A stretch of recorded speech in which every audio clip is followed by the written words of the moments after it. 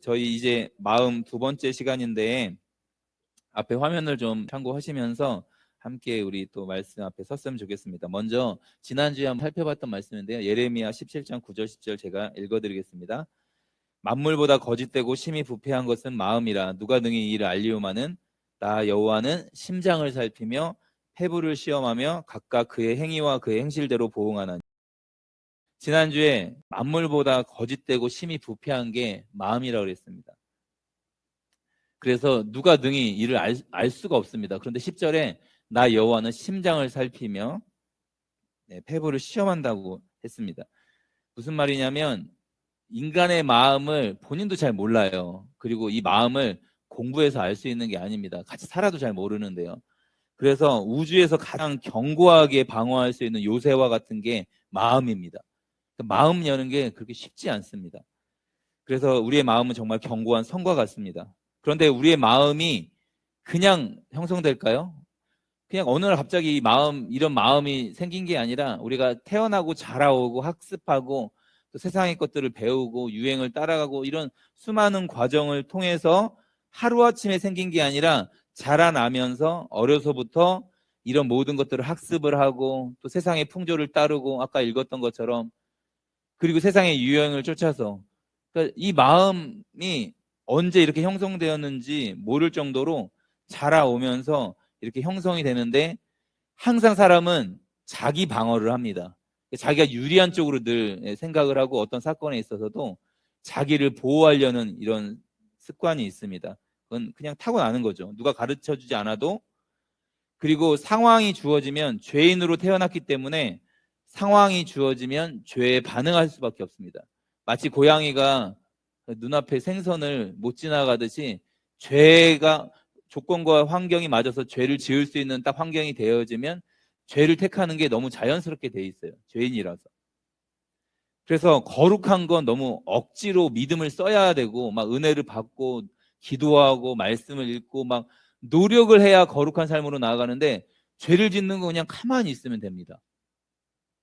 그래서 오랜 시간 동안 방어 기제가 두 가지가 있는데 제가 주보에도 써놨지만 자기 변명과 자기 합리화입니다. 설교 요약에 되어 있지만 그러니까 자기를 변명하고 자기를 합리화시키는 게 이게 그냥 방어 기제를 계속 형성해 오고 있습니다. 어려서부터 그렇게 지내고 있습니다. 그래서 우리 양심이 찔리는데 뭐 어려서는 그런 어떤 물건을 훔치거나 도둑질을 하고 싶은 거예요. 저게 너무 갖고 싶으니까 돈은 없고. 그러면 나는 작은 거 훔쳤잖아. 이렇게 자기 합리화하는 거예요. 자기를 방어하고. 이게 5천 원짜리 훔치든 500원짜리 훔치든 이건 도둑질이지 않은데 쟤는 10,000원 막 넘게 훔쳤어. 나는 이거 500원짜리 하나 훔친 거니까 괜찮아. 이렇게 자기를 방어하는 거예요. 자기를 합리화시키고. 그래서 일정한 방향을 가지고 있는데 이건 정확하게 자기를 사랑하는 방향을 가지고 있습니다. 그래서 죄인의 마음은 철저히 자기를 향하고 있습니다.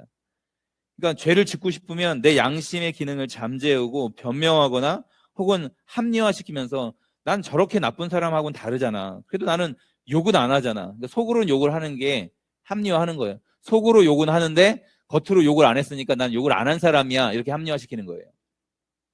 그런데 복음의 빛 앞에 딱 서면 내가 똑같이 욕한 사람이구나. 마음에 누구를 미워하는 게 살인한 거구나. 이게 인정이 되어지는 겁니다.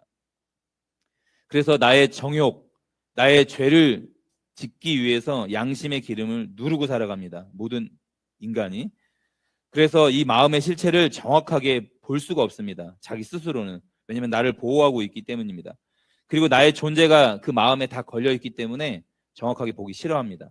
그래서 복음의 빛이 비춰지면 어둠이 물러가는 거예요. 두려움이 물러가는 것입니다. 그래서 마음은 하나님만 아시는 것입니다. 17장 10절에서 말했던 것처럼 나 여호와는 심장을 살피며 폐부를 시험하고 그의 행위와 그의 행실대로 보응한다. 그의 행실 그리고 근본 그 마음을 하나님이 정확하게 알고 있다는 거예요. 어떤 마음을 품고 죄를 지었는지. 그러니까 열매가 나타나지 않아도 너 이런 마음을 품었잖아. 이걸 정확하게 알고 계신다는 거예요. 그래서 하나님만이 우리의 마음을 정확하게 알 수 있습니다. 그리고 우리를 그래서 고치실 수 있는 거예요. 근본적으로 고치실 수 있는 것입니다. 히브리서 4장 12절 13절 말씀 제가 12절 읽고 우리 다 같이 13절 말씀 같이 한번 읽겠습니다. 신약 356페이지입니다. 앞에 화면에도 나와 있습니다. 하나님의 말씀은 살아있고 활력이 있어 좌우의 날선 어떤 검보다도 예리하여 혼과 영과 및 관절과 골수를 찔러 쪼개기까지 하며 또 마음의 생각과 뜻을 판단하나니 지으신 것이 하나도 그 앞에 나타나지 않음이 없고 만물이 벌거벗은 것 같이 드러나느니라. 아멘. 13절 말씀 보면 만물이 벌거벗은 것 같이 다 드러난다. 그러니까 하나님 앞에서는 우리가 주님이 이 땅에 다시 오든 우리가 먼저 죽음을 맞이하든 우린 주님 앞에 서게 되어 있습니다. 주님 앞에 서게 될 때 다 드러납니다. 우리의 심령의 작은 것까지 다 만물이 벌거벗겨진 것 같이 다 드러납니다. 지으신 것이 하나도 그 앞에 나타나지 않음이 없고 우리의 결산을 받으실 이의 눈앞에 만물이 벌거벗은 것처럼 드러나게 되어 있습니다. 우리의 심령이. 그래서 12절 말씀에 그래서 하나님의 말씀은 살아있고 활력이 있어. 예전에는 운동력이 있어. 좌우의 날선 어떤 검보다도 예리하여 혼과 영과 관절과 골수를 찔러 쪼개기까지 하며 마음의 뜻과 생각을 판단하나니. 그러니까 하나님의 말씀이 우리 심령을 막 찔러 쪼개는 거예요. 예전에 어떤 목사님이 설교하는데 부흥사셨던 것 같아요. 막 부흥회를 인도하시는데 청중에 한 명이 계속 설교를 방해하시더래요. 막 설교 듣는데 막 이러면 진짜 저도 그런 사람들 가끔 만났는데 이러면 진짜 힘듭니다. 막 하고 막 싫어하는 건가 말씀을 막 몸부림치고 대부분 어떤 방해를 하냐면 이제 앞으로 네 그렇습니다 이렇게 하면서 방해를 하시는데 그분은 옆으로 좌우로 방해를 하시는 거예요. 부흥사 목사님이 너무 짜증이 나서 예배 끝나고 나서 왜 이렇게 예배를 집중 못하고 자꾸 고개를 좌우로 움직이냐 그랬더니 왜 그러냐면 하나님 말씀이 막 선포될 때마다 자기에게 이렇게 환상처럼 칼이 날아오는 걸로 보이더래요. 칼이 날아오니까 확 이렇게 피한 거죠. 자기는 칼 안 맞으려고. 맞았어야죠. 그 하나님 말씀을 맞아야 변하는데 피하니까 아무 일도 없었죠. 그런데 이제 그건 뭐 특별한 경험이긴 한데 이제 부흥사 목사님이 재미있으려고 하시는 말씀인 것 같은데 진짜 하나님 말씀이 막 우리의 심령 가운데 정말 자기를 찔러 쪼개는 것 같은 자기의 심장을 막 자기의 마음을 도려내는 것 같은 그런 하나님 말씀이 능력이 있습니다. 하나님의 말씀은 살아있고 활력이 있어 좌우의 날선 어떤 검보다도 예리하여 우리의 관절과 골수와 혼과 영을 막 찔러 쪼개는 거예요. 나는 그냥 전했을 뿐인데 어떤 사람은 막 인생이 뒤집어지고 막 바뀌고 주님을 만나고 막 이런 일이 일어나는 거예요. 설교자가 잘 모릅니다. 그런 일들이 어떤 일이 일어나는지 그 사람 마음 안에 어떤 일이 일어나는지 그냥 우리는 하나님 말씀을 잘 연구하고 잘 묵상해서 그냥 하나님의 마음을 전달하는 것 뿐인데 하나님이 그의 마음을 고치시는 거예요. 할렐루야. 그래서 하나님의 말씀이 우리의 마음과 생각과 뜻을 다 아시고 판단합니다. 12절에 보면 우리의 마음의 생각과 뜻을 다 하나님 말씀이 판단하고 있습니다. 동기도 다 드러내고 그 마음을 품었던 원인도 하나님이 다 밝히십니다. 이렇게 하는 이유는 단 한 가지입니다. 마음을 고치시고 우리의 존재를 살리시고 회복시키려는 거. 절대 지옥만은 가면 안 된다. 이 산의 수하에서 벗어나야 된다. 부패한 마음으로 나를 따라올 수 없다라는 이 마음 때문에 하나님의 말씀을 선포하는 것입니다. 그래서 복음은 우리의 마음을 갈아엎을 것입니다. 나의 전 존재를 변화시킬 것입니다. 그래서 우리는 내적 갈등, 아까 앞에 화면 보시면 내적 갈등이 일어납니다. 내적 갈등. 어떤 일이 일어나냐면 밴딩 작업을 한다는 거예요. 손에 상처가 나면 데일밴드를 그러니까 손에 안 보이는 가시가 박혀 있으면 이게 일할 때마다 너무 아파서 따끔거려서 저렇게 밴드를 꽉 하면 그 고통이 느껴지지 않습니다. 마찬가지로 이 마음도 마찬가지예요. 계속 저렇게 밴딩 작업을 하는 거예요. 죄를 지을 때 찜찜해서 아파요. 따끔거려요. 죄를 지으면 안 되는데. 그런데 저렇게 꽉 밴드를 하면 감각이 무뎌지는 것처럼 자기 변명, 자기 합리화를 하는 거예요. 이번 한 번만 할 거야. 저 사람은 더 심한 죄를 짓잖아. 뭐 나만 그러나? 다 그렇지. 나만 뭐 속이나? 다른 사람들 다 속이더만. 그러면서 자기를 합리화시키는 거예요. 저렇게 밴딩 작업을 하는 거예요. 그래서 그렇게 작은 죄를 세상의 기준에 보기에 작은 죄를 지을 때 이 양심이 느껴지지 않도록 그냥 계속 밴딩 작업을 하는 거예요. 자기 변명하고 합리화. 내가 자주 하는 건 아니잖아. 가끔 그러는 건데 뭐. 이렇게 자기 변명, 자기 합리화를 하게 되어 있습니다. 죄를 짓고 싶은 마음 그리고 그거를 찌르는 양심관에 계속 일어나니까 이번 한 번만 할 거야. 그러니까 내 마음을 내가 모르겠는 거예요. 죄를 안 짓고 싶은 마음도 맞아요. 있어요, 진짜. 근데 한편으로는 또 죄를 짓고 싶어요. 그러니까 이 두 마음이 계속 공존을 하는 거예요, 마음 안에서. 그래서 은혜가 충만할 때는 죄를 안 짓고 주님을 택하는데, 대부분의 우리의 경우가 그냥 내 마음을 가만히 놔두면 그냥 죄를 짓고 싶은 거예요. 누구를 욕하면 안 되는 거 알아요. 미워하면 안 되는 거 아는데, 진짜 미운 짓 하는 사람이 내 옆에 있으면, 또 그 사람이 내가 자주 만나야 되는 사람이면, 그 사람이 만약에 회사에 있으면 이거 정말 고달픕니다. 와, 이거 힘듭니다. 안 볼 수는 없고. 그러면 속으로만 욕을 하는 거예요. 내가 겉으로 욕 안 했잖아. 이렇게 자기 변명, 자기 합리화를 하는 것입니다. 정확한 방향을 가지고 있다고 했습니다. 자아사랑. 그래서 이게 소극적으로 나타날 때는 자기 연민에 빠집니다. 즉 우울증, 자학증으로 갑니다. 그러니까 내적 갈등이 일어나고 내 마음을 나도 모르고 나를 너무 사랑하는 게 이게 소극적으로 나타날 때는 자기 연민하거나 우울증 걸리거나 자학이 되는 겁니다. 나에 대한 자신감이 막 떨어졌을 때. 그런데 똑같은 자아사랑인데 이게 적극적으로 표현될 때는, 이게 막 자신감으로 나타날 때는 교만해집니다. 누구를 판단하고 자기를 과시하게 되어 있습니다. 소극적이든 적극적이든 다 자기 사랑입니다. 그래서 우울증은 뭐 병이기도 하지만 성경적으로 보면 이건 죄입니다. 죄. 자기를 끔찍히 사랑하는 거예요. 남에게 드러낼 수 없는 자기가 너무 수치스러워서 우울증에 걸리는 겁니다. 그러니까 어떤 정신적인 어떤 영향도 있겠죠. 공황장애 같은 것들은 어떤 환경이나 어떤 정신 건강에 문제가 있기도 하겠지만, 우울증이라는 병을 잘 살펴보면 자기를 너무 좋아하는 거예요. 자기가 우울해지는 거는요, 사람에게 인정 못 받아서 대부분의 많은 우울증 겪는 분들이 잘 나가다가 인정 못 받게 됐을 때, 연예인이 굉장히 유명했다가 자기의 인기가 사그러졌을 때 집에서 나오지 않습니다. 다 우울증으로 갑니다. 그리고 결국은 자살로. 왜냐하면 남들에게 좋은 인정, 좋은 평판 받았던 게 적극적으로 자기를 교만하고 과시하고 막 사람들이 인기가 있으니까 너무 행복한 거예요. 친구도 많고 선후배도 너무 많고. 그런데 사람들이 이제 알아봐주지 않으면 이게 소극적으로 갑니다. 우울증으로. 그래서 이게 자아사랑입니다. 이러한 현상은요, 영적인 현상입니다. 이건 심리학이 아니라 영적인 일입니다. 영적인 일. 에베소서 2장 1절, 2절, 3절인데 제가 1절, 여러분들이 2절, 3절 같이 한번 읽어보겠습니다. 신약 311페이지입니다. 그는 허물과 죄로 죽었던 너희를 살리셨도다. 이는 그 가운데서 행하여 이 세상 권세 잡은 자를 따랐으니 곧 지금 불순종의 아들들 가운데. 같이 읽겠습니다. 전에는 우리도 다 그 가운데서 우리 육체의 욕심을 따라 지내며 육체와 마음에 원하는 것을 하여 다른 이들과 같이 본질상 진노의 자녀이었더니. 아멘. 본질상 진노의 자녀에 대해서 말하고 있습니다. 오늘 읽었던 본문 말씀인데요, 에베소서 2장 1절에서 3절 말씀을 통해서 이런 일이 일어나는 이유가, 왜 나를 사랑하지? 왜 적극적으로 나타나거나 소극적으로 나타나거나 우울증으로 갔다가 막 또 교만했다가 이게 왜 반복이 되지? 이거를 영적인 현상을 살펴보기 위해서 에베소서 2장을 살펴보겠습니다.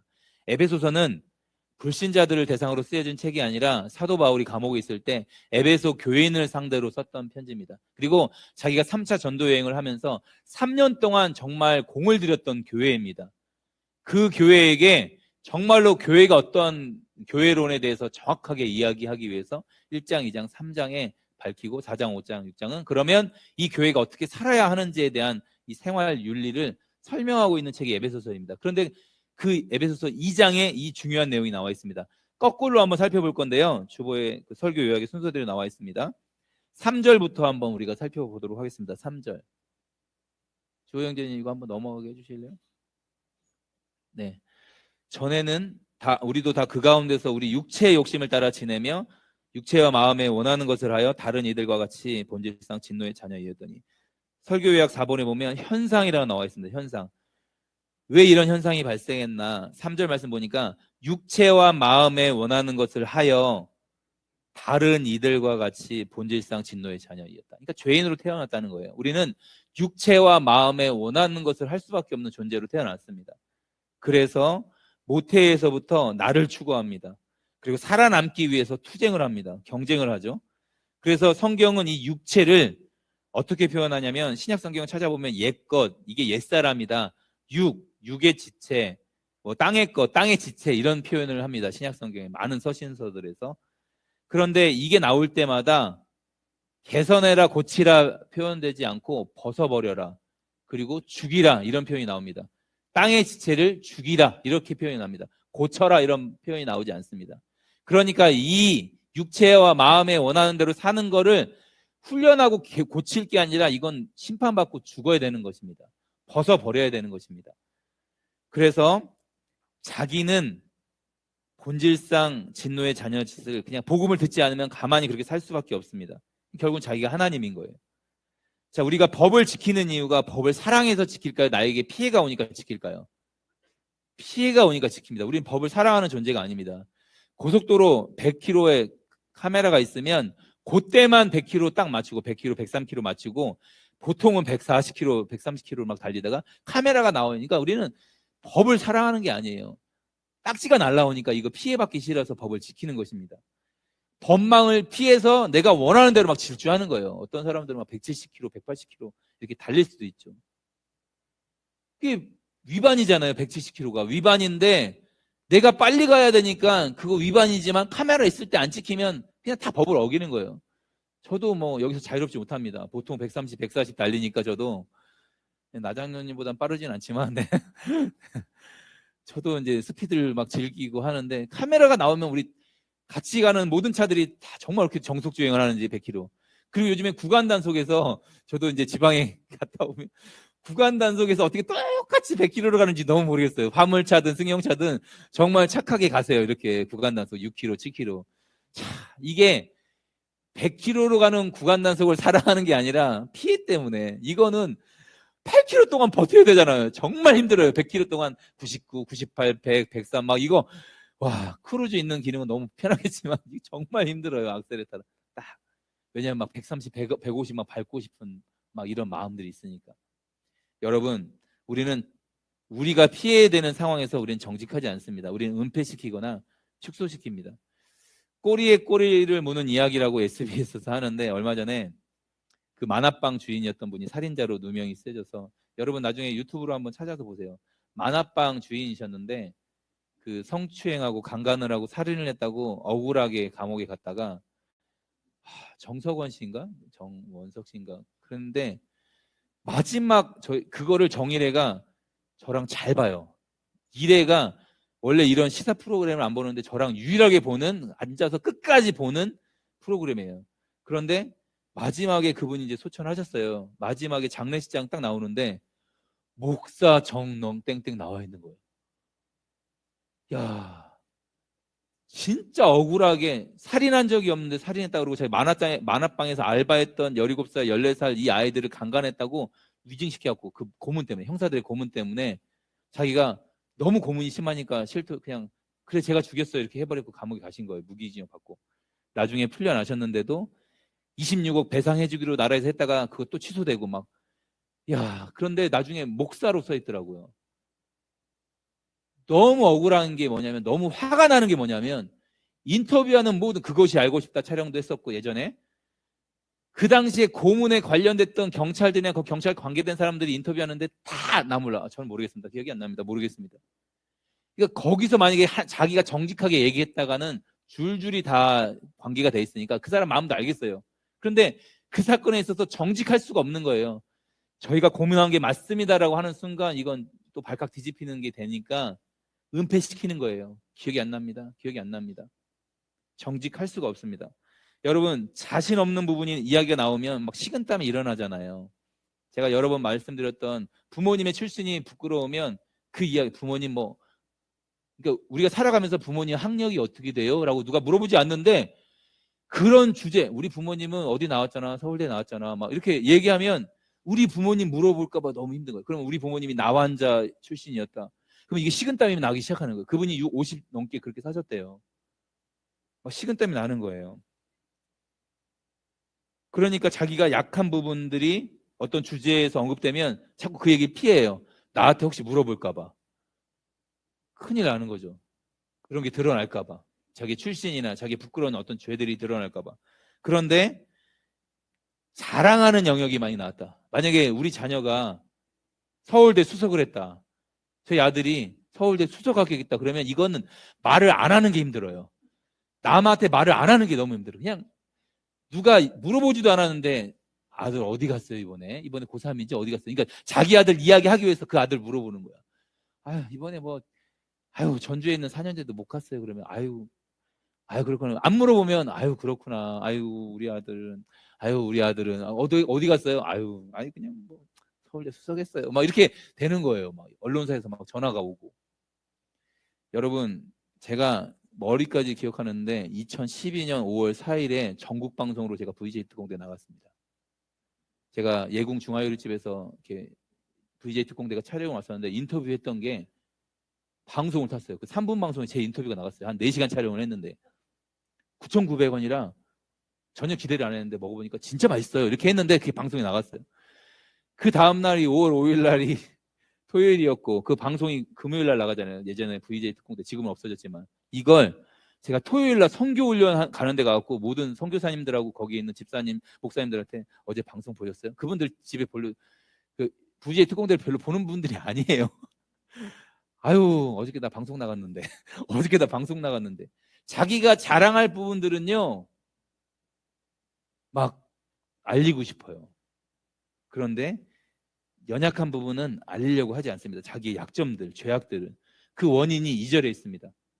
이렇게 살 수밖에 없는 육체와 마음에 원하는 대로 살 수밖에 없는 원인이 2절입니다. 그때 너희는 그 가운데서 행하여 이 세상 풍조를 따르는 거, 이 세상 유혹을 따르는 겁니다. 공중의 권세 잡은 자를 따랐으니 곧 지금 불순종의 아들들 가운데 역사하는 영이라. 그러니까 나는 육체와 마음에 원하는 대로 내 마음대로 죄를 지었는데 그게 사단을 따르고 있었던 거예요. 마귀를 따라가는 짓이었습니다.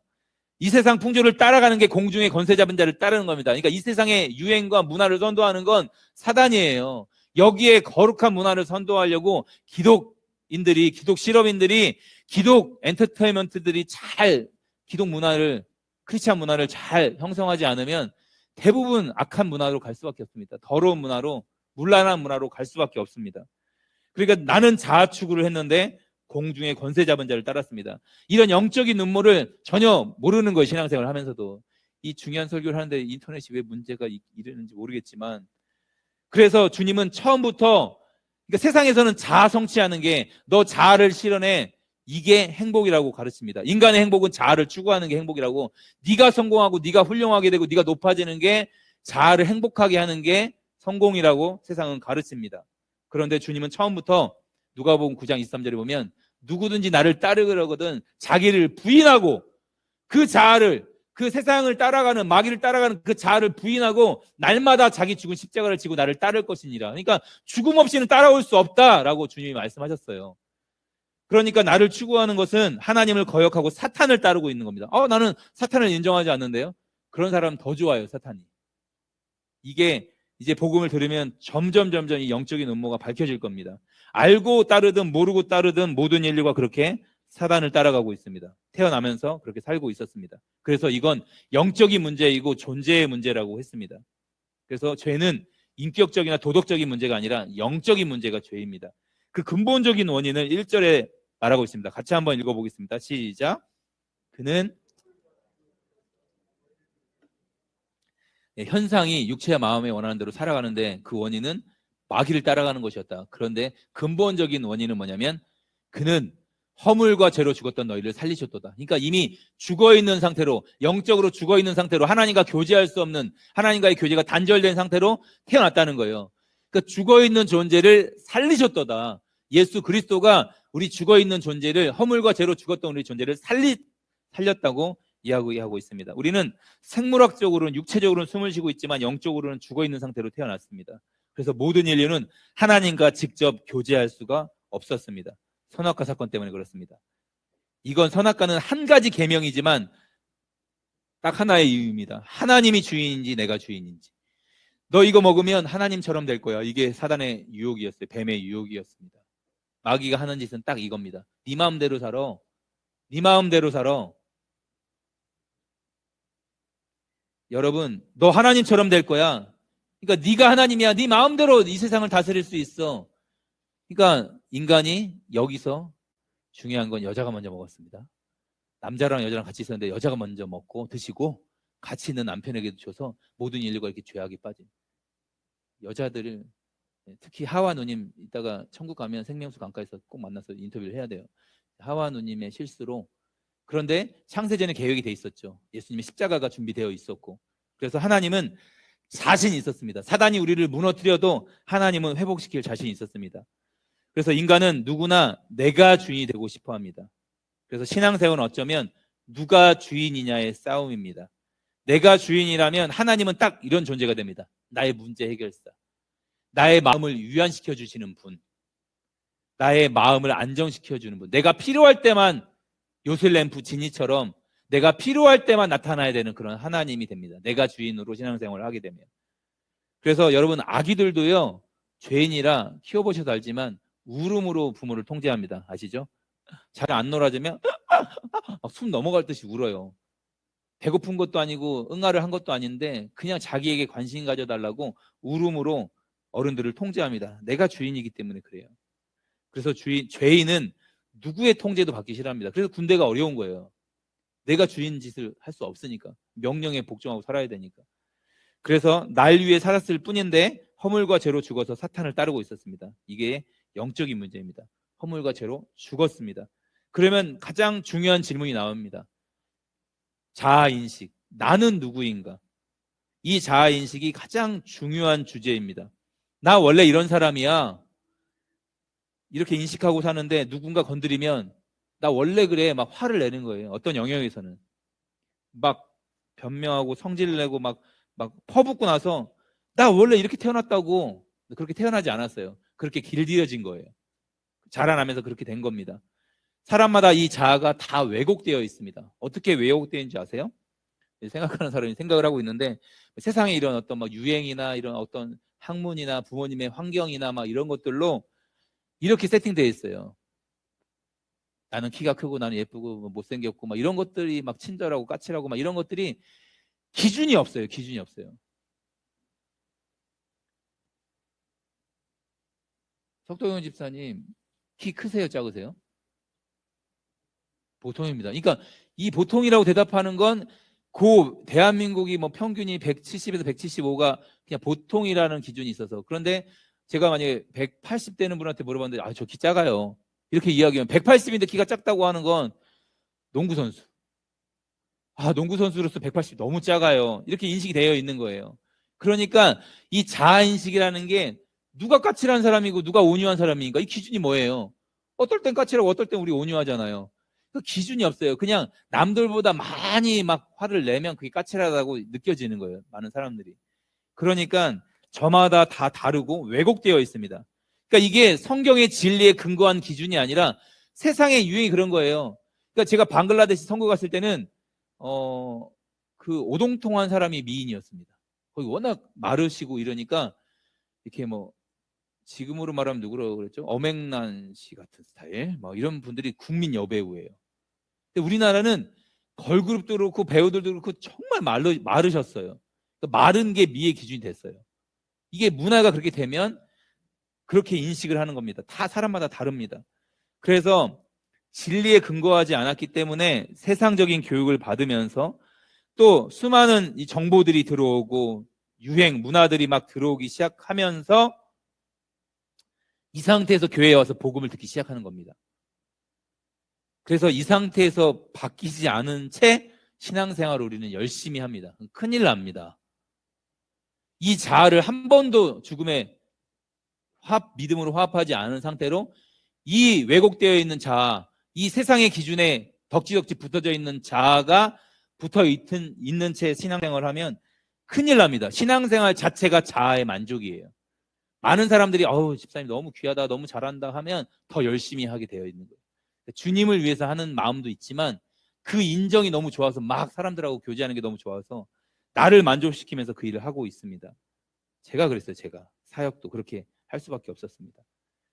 여러분, 그래서 한국인의 정체성이 우리가 알고 있던 자아인식, 동방예의지국이라고 했잖아요. 저희가 지금 동방예의지국 할 수 있습니까? 툭하면 막 폭행하고 택시기사 폭행하고 묻지마 막 폭행 살인을 하고 있는 나라입니다. 김치를 좋아합니까? 미국에서 오신 분도 아시지만 저도 중국에서 잠깐 있었지만 중국에서 태어난 한국 애들 김치 못 먹어요. 그 초두부라 그러나요?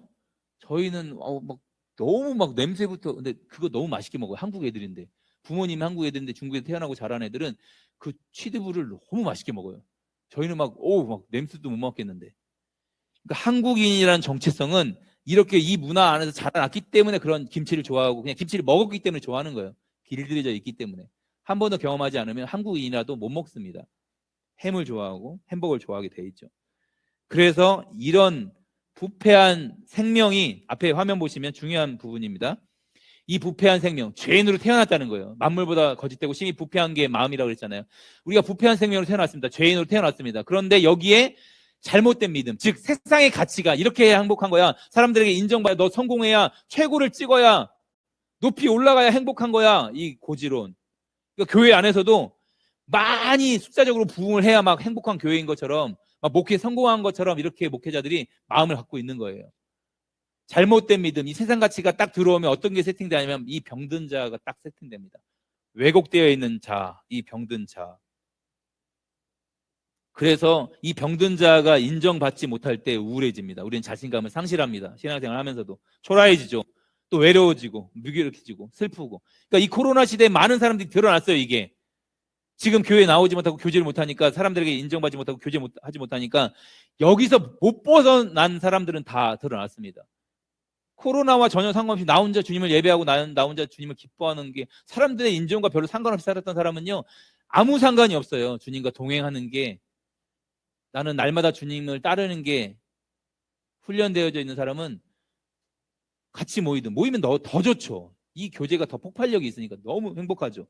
이 대면 예배가 너무 좋으니까. 그런데 대부분 무기력해지거나 슬픔에 빠지거나 외로워하거나 초라해지거나 그런데 이 병든 자가 인정을 받게 되면 한 번도 죽음을 경험하지 않은 채로 어떻게 신앙생활을 하냐면 막 자신감이 생기는 거예요. 더 사역을 열심히 합니다. 그리고 막 너무 행복해요. 당당해지는 거예요. 막 사람들이 인정받아주니까. 평생 이 일이 반복됩니다. 그런데 인정받고 인정 못 받고 그러니까 신앙생활이 기복신앙이 되는 거예요.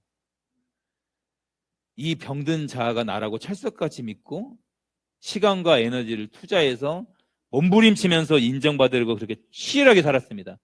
그렇게 철저하게 목회를 하고 철저하게 30년 동안 20년 동안 섬기다가 이 복음 앞에 박살나는 목사님들이 누구냐면 한 번도 전부로 주님께 드리지 않고 결국은 이 목회도 내 만족을 위해서 했던 거예요. 결국은 사람들의 인정 때문에 처음에 순수한 마음으로 신학교에 들어가서 정말 순수한 마음으로 목회를 시작했다가 어느 순간 주인이 내가 되어져서 주님은 온데간데 없고 오직 사람들의 인정, 목회 부흥, 성장, 사람들의 인정, 교계에서 이름난 사람 이런 걸로 달려나가다가 박살나서 무너진 사람, 죄로 무너지거나 어떤 음란한 영역에서 무너지거나 물질에 걸려서 무너지거나 이런 일들이 비일비재합니다. 여러분 이 병든 자가 나라고 철석같이 믿었습니다. 성경은 이전 것은 지나갔으니 보라 새것이 되었도다 이 말입니다. 이 자아로는 주님을 따라올 수 없다 말하고 있습니다. 완전히 거듭나야 합니다. 새롭게 태어나야 합니다. 이 병든 자는 완전히 죽어야 합니다. 버려야 합니다. 이 병든 자가 통째로 박살나지 않고는 복음이 말하는 새 생명을 누릴 수가 없습니다. 이제까지 인식하고 있던 나의 모습, 자기 의지, 자기 성취, 자기 추구, 자기 쾌락, 자기 만족, 자기 의. 그런데 가장 끔찍한 게 자기 의예요.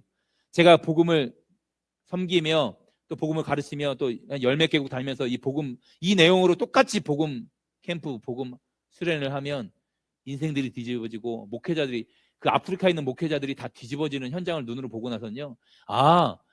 이게 이 세상 돈을 모으고 이 세상에서 뭐 목회 성공하는 수준이 아니라 아프리카의 현지인 목사님들 40명이 모여서 이 복음 앞에 결단하고 자신의 삶을 드리고 정직하게 교회는 이야기하지 않았지만 제 둘째 부인, 셋째 부인, 넷째 부인이 있습니다라고 정직하게 복음 앞에 서서 자기를 깨트리고 나오는 목사님들을 보는 건 정말 소름 돋도록 너무 행복해요. 여러분 가장 끔찍한 자기의 청년이 왔는데 목회자 자녀였어요. 한 번도 교제를 해본 적이 없대요. 한 번도 남자 손을 잡아본 적이 없대요.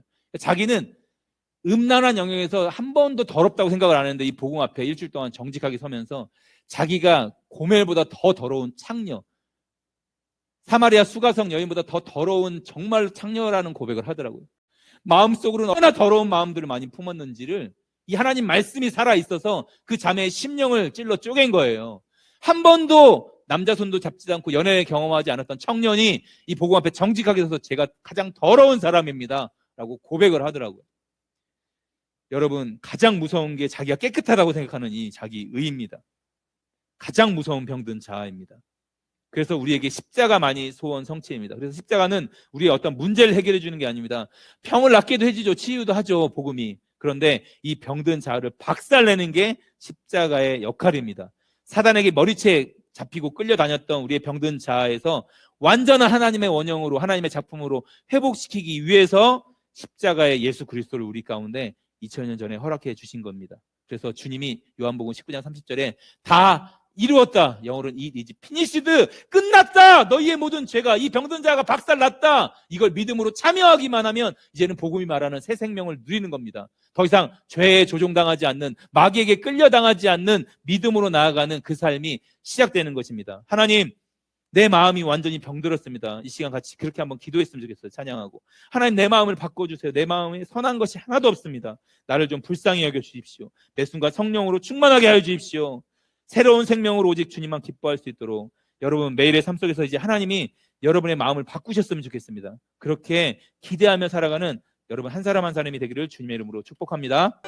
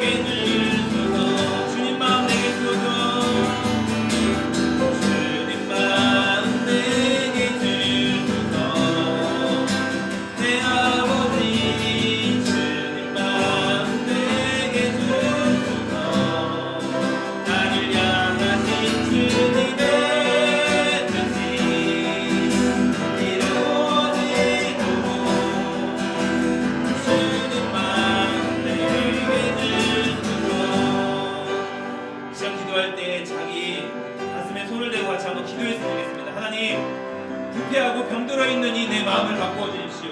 하나님, 병든 자로 태어나 사람들에게 인정받으려고 우울하고 때로는 낙심하고 불안해하고 초조하고 슬프고 무기력할 때가 있었습니다. 하나님, 어떤 때는 인정받고 교만하고 과시할 때가 있었습니다. 하나님, 이 병든 자가 예수님과 함께 십자가에서 이미 끝났습니다. 죽었습니다. 그렇게 믿음으로 받아들이고, 하나님, 나는 이제 성령으로 충만하여 예수 그리스도의 이름으로 살아가겠습니다. 하나님의 아들의 자녀된 하나님의 자녀된 권세로 살아가겠습니다. 믿음으로 고백하며 주여 한번 부르고 기도하겠습니다. 주여, 사랑하는 아버지 하나님, 감사합니다. 하나님, 십자가가 나에게 유일한 소망입니다. 내가 예수 그리스도와 함께 십자가에 못 박혔나니 이제는 내가 사는 것이 아니라 내 안에 그리스도가 샀습니다.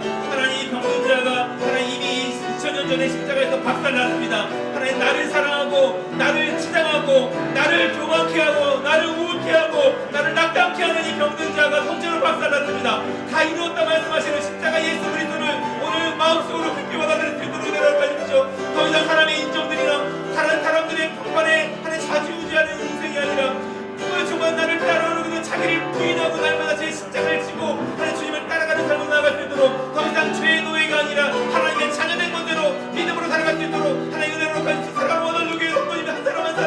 사랑하는 장로님들, 만세까지 권사님, 집사님, 성도님들의 삶 가운데, 우리 자녀들 삶 가운데 오직 주님을 따라갈 수 있는 은혜를 허락하여 주십시오. 나의 마음 가운데 선한 것 하나 없습니다. 하나님, 내 마음이 병들었습니다. 주님이 아니면 소망이 없습니다. 하나님, 이 은혜로 살아갈 수 있도록 하시고 오늘 교회를 통하여서 많은 사람들이 복음을 듣고 회복되어지는 놀라운 영광이 있을 수 있도록 주님 함께 해주시고 역사해 주십시오. 더 이상 세상 풍조를 따르거나 육체의 마음에 원하는 대로 살아가는 것이 아니라 하나님의 영광을 나타내며 하나님의 영광을 바라보며 믿음으로 살아갈 수 있는 오늘도 교회 모든 성도님 될 수 있도록 주님 함께 해주시고 역사해 주시고 도와주십시오. 끝까지 믿음으로 살아가겠습니다. 끝까지 주님 함께 역사해 주시고 감사드리며 예수님의 이름으로 기도합니다.